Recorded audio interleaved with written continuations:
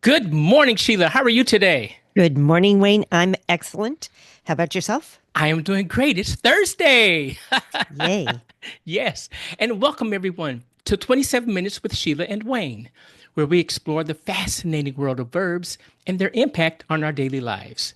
Join us each week as we delve into the different ways verbs shape our language and influence what we do, as we are attempting to make a positive difference in our world, one verb at a time.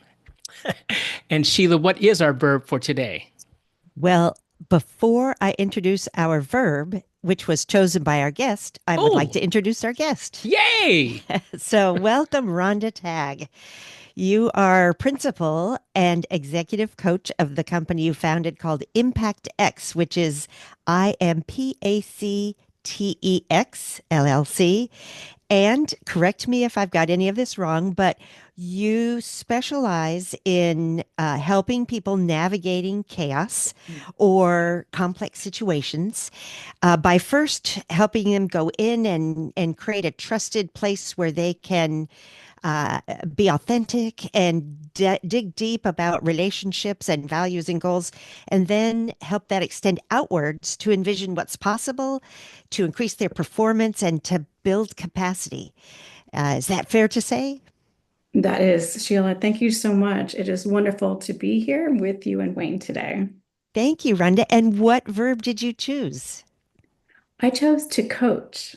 To coach. To I coach. I don't Ooh. think we really have to ask you why you chose that verb, at least on the surface, but tell us a little bit more about why this verb is important to you. I found this really important for a couple of reasons. I first got introduced to the kind of coaching that I do about 15 years ago. And I've learned over time that there are so many different definitions of coaching. Mm, And sometimes when we use the verb to coach, there's a lot of mystery around, well, what does that mean? Because it's really evolved over time. Although there's a professional coaching discipline, which is what I've been working on being part of, I also recognize that coaching can be something that anyone can do every day as part of their lives. So I thought it might be kind of fun to explore coaching from a variety of perspectives.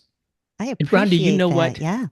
Go ahead, Wayne. Um, no, Mm. I was going to say, Rhonda, Sheila and I doing this, our podcast, we have learned over the last 3 years, as you just suggested, there are so many ways to introduce and identify coaching. There are so many ways Mm, to introduce and identify verbs in particular, period. Right. right. We Yeah. have found lots of verbs that some individuals use one way more than another, and it's just fun. And that's why we keep doing this. And Sheila, how can our listeners Oh, contact you with questions, comments? thank you, Wayne.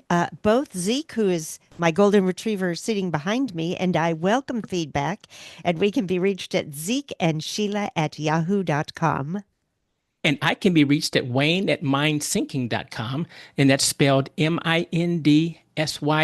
MINDSYNCING.com. And Rhonda, how can our listeners contact you? They could reach me at Rhonda, RHONDA, at impactix.io or via my website or LinkedIn. I'm accessible Excellent. there. Love to have a conversation with people. Excellent. Sheila, what kind of definitions did you come up with for coach? Knowing that you are the master of definitions, I actually just want to talk about my worst coaching experience, and then you can go ahead and tell us through definitions which one that was. So, I took a rollerblading class like maybe 35 years ago. Ooh. And going down the sidewalk, the coach started yelling at me, commit to the turn, commit to the turn. I had no clue what he meant by that. And I was so mad that he was yelling at me. So, not my favorite coaching experience. So, let's hear your definitions and see where that fits in. And boy, am Okay. I glad Rhonda said coaching has changed. Okay. I have only five today. All There right. was a litany of them, a lot of them, but I just chose five. And here's the first one. To give special classes in sports or a school subject, especially privately to one person or a small group. So commit to the curve there, Sheila. Commit to the curve. The next one is to train and organize a sports team.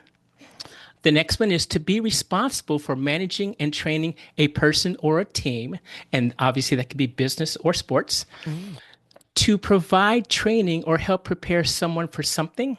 And the last one, to train intensively as by instruction and demonstration. And Rhonda, what does coaching mean to you? You're excited about it. I'm excited about it. Sheila's excited about it. However, what does coaching really mean to you? You said there's a lot of perspectives and definitions out there. Which ones do you tend to hone in on? Thank you, Wayne. I really appreciate that question. For me, it's the coaching is about tailoring what the individual needs by walking with them and partnering with them and understanding kind of where they are today and where they would like to be in the future. So it's really personalized and tailored to what an individual is seeking to do or how they want to grow. And so there could be an aspect of training where we might bring in some information that would help them understand a context that they hadn't understood before, or it might just be exploring what's their internal thinking or assumptions about a particular topic. So it's really about understanding themselves as self-awareness and what are the different ways in which they can grow toward where they'd like to go. Excellent. Now you're a coach, so I'm going to point these terms towards you because I read many articles and I also have some articles of my own, but I read many articles and I kind of pasted some of these together about what makes a great coach. Mm. And so if I say anything that really resonates with you, please let me know. Or if I missed the boat, let me know that too. Um, and I think here's some things that make a great coach: skill development. And that means that you're going to go out and because you see the potential of the individuals you're working with, you know their potential, you know what they are capable of, you probably know what they're not good at. And sometimes those individuals can't see the potential that you see in them, Mm. but you can see it readily, it's readily available.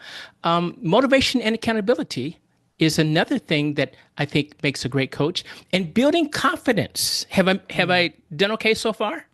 Yes, absolutely. The one thing I would offer is sometimes a coach might not actually understand fully what an individual is capable of.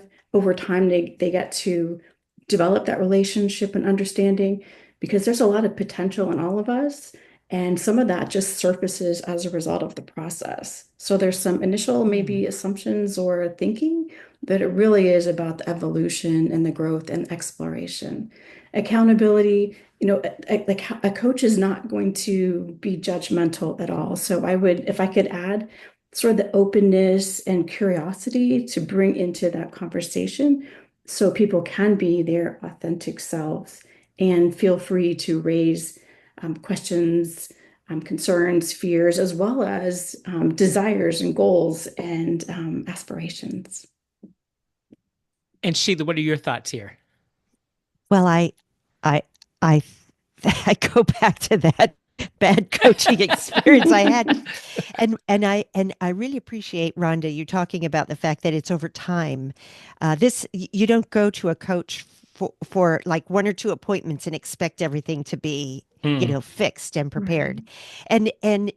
Actually, I want it introduces for me as you were talking a study that I read about coaching specifically and how they wanted to choose a narrow topic in order to prove some points. And so their topic was they wanted to create an intervention to reduce procrastination. And so they compared individual coaching, self-coaching, group training, or a control group condition. And certainly in the control group condition, people not knowing why they were there or what was going on dropped out. In the self-coaching condition, there was also a high dropout rate. So individual coaching and group training, as they named it, were the most effective in in helping the individual reduce procrastination and facilitating goal attainment. And so there is proof. Just this is a summary of also many other studies on coaching. It really has proven to be impactful and helpful to help clients achieve their goals, and in some situations, the company goals as well. Absolutely. And um, I've been in many groups, large groups, small groups, very large groups, and sometimes you don't. And Rhonda, help me if I get this wrong. Sometimes you do not know all the value that everyone brings to the table. Much like my friend Xavier, who says Sheila makes us sound good, so he sees a potential in her and none in me, but that's all right. But in the small groups and the larger groups, as we are trying to get through, and one of the things that makes a great coach is navigating challenges. As we're trying to get through some of those challenges, individuals pop up and say, "Hey, we could do this." And it comes out that they were great with knots or tying knots, or they were great with woodworking, or they're great with balance, or they're great with whatever. And we go, "Oh, okay, yeah, because you're 7 foot tall, you could dunk the basketball, and I can't because I'm only 4 foot two. So you go ahead and dunk that ball." But as you're working in groups, and as the challenge, as the sweat starts to populate on your forehead, and people step up to their potential and to their knowledge and experience base, we find a myriad of talents that people have that we didn't know that we could utilize. Is that true, Very Rhonda? much so. And that's kind of earlier when I was talking about you don't know when you start, but it's all about creating the conditions or creating the Mm, space mm, for people to I'll say take a risk and volunteer. Hey, what if I do this? Or what if we try this? And by creating an environment, especially in a group setting, where everyone is comfortable and free mm, to voice their view or ask a question, can really draw out the unique talents and in the classic sense of a team or an organization, create even more value because you've had that conversation and you've allowed for those hidden strengths and talents to shine through. And I like what you say where you have that conversation, because I think a great quality of a coach, of anyone, but a great quality of a coach particularly, is communication skills. mhm, You've got to be able to communicate, because if you can't communicate, then obviously the goal gets not completed. And there's something called goal ambiguity and role ambiguity. mm, And I think a coach helps individuals work through those, don't they? Especially when they're leading a team, because some of the team performance work is around the necessity for clarity in communications, clarity in that unified view of what it is that the team or collectively the organization is trying to achieve, because then each one can, where they are, come up with ways to solve problems or to also contribute what is unique to them. There's some work around language and communications, some work about being clear in requests and agreements, and also broken agreements or counteroffers, because sometimes teams get frustrated mm. when there isn't clarity. There's an unspoken expectation that someone will do something. So having a coaching conversation with leaders around when something might not be working the way they anticipate, how are they communicating, and how's the team communicating to get that clarity so everyone knows sort of their piece in creating the solution or the Mhm. product. And I enjoy how you said expectations. Somebody thinks somebody else is going to do something. I remember, Ah, I remember many, many, many years ago, I was a CPR trainer for the trainers. And one of the things that we were taught was, when we first took that first lesson of CPR, and they say, "Ooh, somebody call 911." Oh, yay. And you look up, and nobody's calling 911 because somebody's going to do it. We were taught, mm, as teaching the trainers, we were taught to say, "You, the guy in the blue shirt, yellow pants, and gold hat, call 911, because and tell them we have a heart attack possibility here. Well, everybody knows who that is. So he has no more role or goal ambiguity. He knows exactly who he Mhm. is and should go. And that's the communicative process that comes out. Sheila, I know you have some quotes out there. I Anything do have come to some quotes. mind? Quite a couple, because instead of just getting quotes about coaching, I got quotes from coaches. And Oh, so, and I'm Mhm. hearing a lot of what both of you are saying in some of these. John Wooden, for instance, said, "Success is never final. Failure is never fatal. It's courage that counts." ooh. And then I want to mention one more right now, and we can do more later if we have time. And because this one, Wayne, reminds me of your father, Arsene Wenger said, "When you look at people who are successful, you will find they aren't the people who are motivated, but have consistency in their motivation." Ah, I see what you did there. Mm. Right. Yes. And I'm looking at the clock, and we have 12 minutes and 12 seconds left before this podcast is ending. So we have lots of time. All right. Good. Yes. So, Rhonda, what important things would you like to tell individuals before we get to that crunch time? If you had nothing else to say, what would it be about coaching? So if I could offer perhaps some suggestions for how the listeners might invoke and conduct coaching on their own Mm-hmm. in everyday life, there are particular skills that everyone and anyone can practice that coaches use that can then improve that everyday communication, that interaction. Perhaps it's between a parent and child, that clarity on who's taking out the trash, or what are all the types of sports you might like to explore, or actually navigating a conflict of some sort. So if I could offer just like a list of 5 things Oh, that great. people might want to consider practicing, maybe one at a time.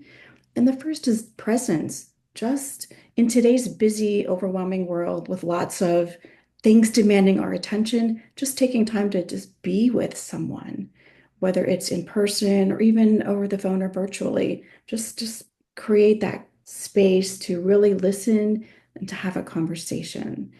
A second idea or thought would be building on that presence is knowing yourself, becoming more self-aware of what assumptions you make about how the world works.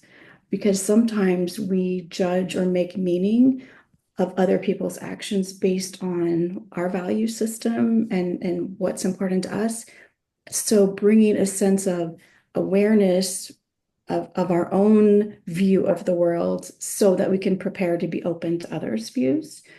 And the third is really being curious. Mhm. So being curious about what other people are experiencing, how they're seeing a situation, so that you might be able to together create something new, like you were talking about earlier, bringing different talents and perspectives together, or perhaps work through something where you're seeing things from a different perspective and there's a conflict and there's also a way through.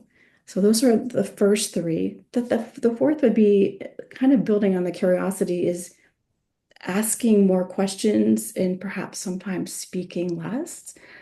Because if we spend some time listening to what people are saying and also some of the nonverbals behind what they're saying, is there some hesitation? Is there something else that someone might want to say? So how can you create the space for that conversation to come out?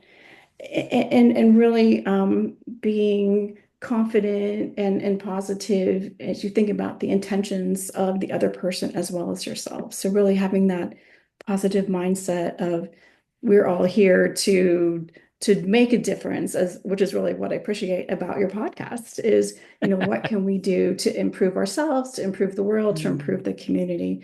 So Mm. those would be if I could just say, share 5 things that coaches kind of are trained to do, but I think people can do the every day in their lives, whether they're with their family or working with a volunteer organization or at work, whether you're in a formal or informal leadership capacity. Okay, and as I heard you say those, I heard you say one thing particularly in number four, because you talked about presence, you talked about knowing self, you talked about being curious, you talked about asking more questions. Because Mhm. I typically would always say there's a difference between a coach a boss, and a mentor.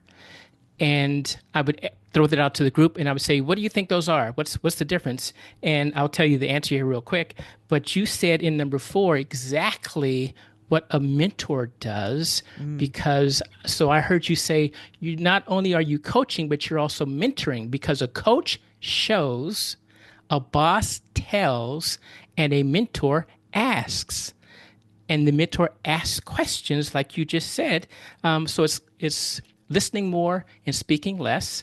And it's because you want to find out exactly where that individual is, and then you can continue to coach him or her in the direction that you think they need to be going. Is that? I don't want to put words in your mouth, Rhonda. Is that kind of what I heard? That is what you heard. And if I may offer in the spirit of multiple definitions of words, um, coaching and mentoring have a lot of similarities in the area of questions because Absolutely. the coaching process is generally focused on questions and the thought-provoking nature of perhaps asking questions that maybe the coachee or the your partner or your peer might not be ready to ask themselves, but to put Mm. it out there so they can hear it. Hmm. But sometimes mentoring can take on a little bit of the telling if it's a relationship where a mentor is sharing their experience and Mm. what's helped them be successful with others. So I think there are some variations in the theme. I like it. Yeah. Sheila, what else do you have for us? Well, the final point I wanted to mention was that I think that coaching really involves learning on both sides.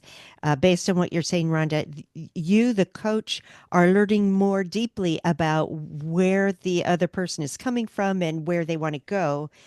So you're both growing through the process as you listen and come up with creative ways to accomplish some of the goals of the client. I think I that's right.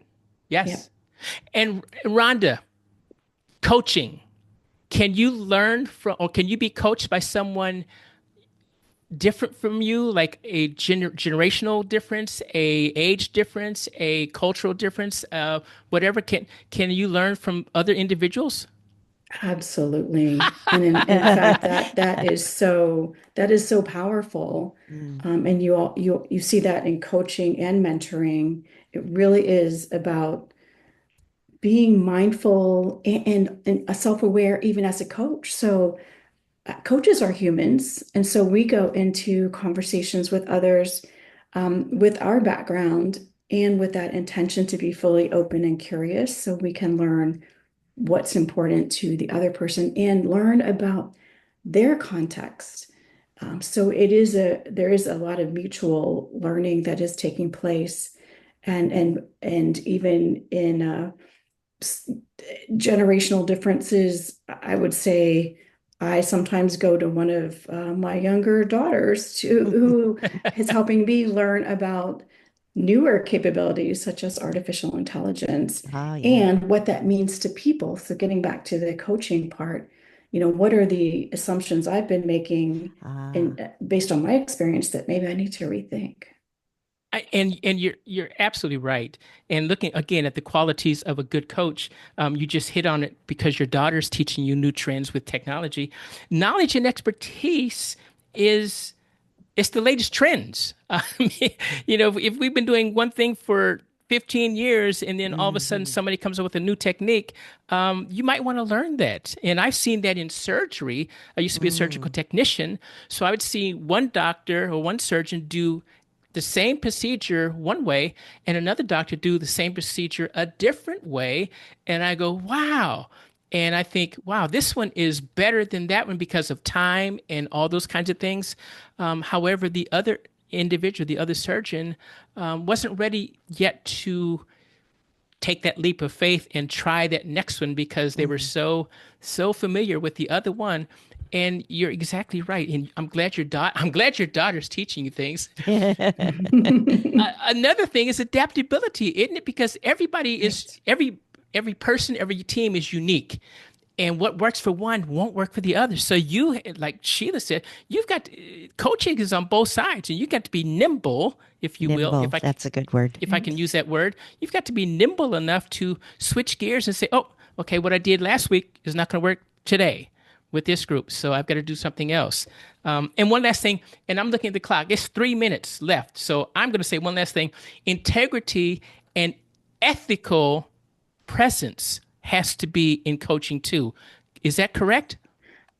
That is, and I would add confidentiality to that. Yes. Yes. Yes. Because it really is to create that trusted, safe space. Yes. And coaching is in service to the client or the partner or the peer. So always remembering it is your purpose and your goal is to help another person reach their goals. There are benefits of your learning as well. But to your point, how you do that and how you create that trusted relationship is foundational. Mm-hmm. Absolutely. Mm-hmm. And I hate this part because we have 2 minutes left. I hate this part. And I've only gone through 4 pages of my 22 pages of notes here. Rhonda, is there anything that you want to say now that you didn't say? Because we have 158 left. So I have several pages of notes as well. But I would just like to, I guess, encourage people to to consider where they are and to consider embracing and learning, maybe and taking on some of these coaching, I'll say, skills, and to see how people might be able to do a little bit of coaching in everyday life. Excellent. Lovely. Sheila, I'm going to turn it to you, my friend. Oh, well, I just want to say, Rhonda, this topic has been so interesting that clearly we could do a whole second podcast on the very same thing and dive down more deeply. But thank you so much for your 5 tips, for your encouragement, and and we look forward to having you join us again in the future. So, and thank you, Wayne. I'm sorry we didn't get to more of your topics. I really should have just sat back and listened because you both have such wisdom and experience. And Oh, so, no way. No way. Uh-uh. and we thank you folks for listening and we welcome your feedback. Thanks, Rhonda. Thanks, Sheila. Thanks, everyone. See you next week. Bye bye. Bye bye. Bye bye.